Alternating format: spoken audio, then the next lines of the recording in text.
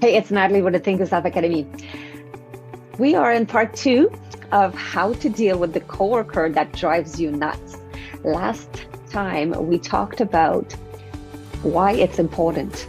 We noticed that people don't leave their job, they leave the coworker that they can't stand, or they leave the boss that they don't respect. So today we're talking about 5 strategies to get along. So how do you start getting along with somebody that drives you nuts? The first one, identify the trigger. What triggers for you to get, they're getting on my nerves. So try to identify exactly when does that happen. Try to pinpoint exactly what is the trigger, because then once you know exactly what causes you to feel that way, then you can create a different response to this, an incident response plan kind of, okay? So that's step number 2, is create a different response plan. You know, all these practices that we do in case that there's a fire, because if a fire happens in the building, we don't want our emotion to take over. So we're practicing in advance the behavior that we want to have. So then when it is happening for real, we don't go into panic mode, and we have rehearsed it enough times so that we'll be able to respond in a better way than if we start panicking. So that's what this means.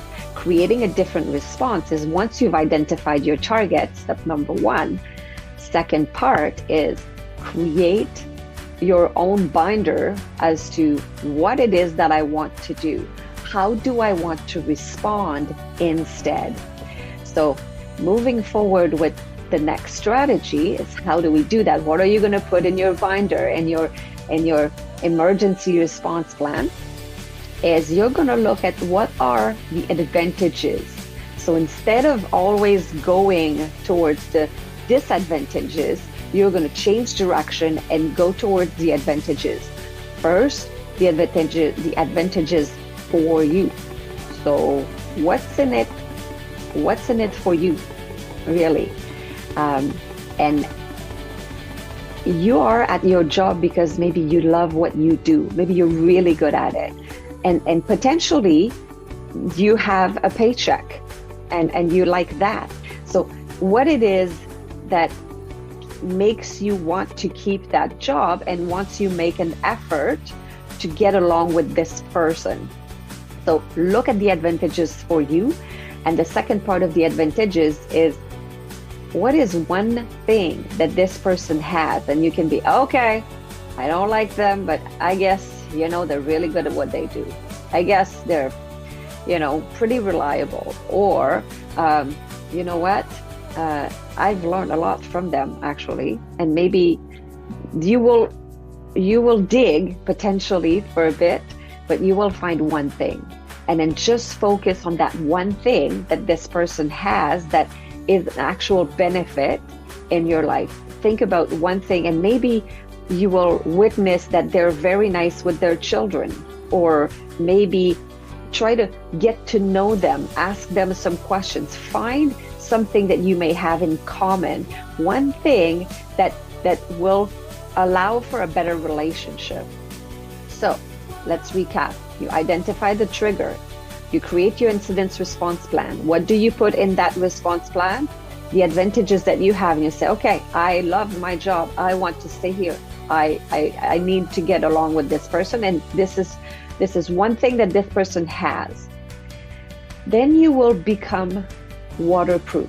Next strategy is find some ways to completely insulate yourself so that it doesn't affect you anymore. Because once you've identified the trigger and you practice, how do I want to respond instead? Because I love my job, because there's something pretty good about them.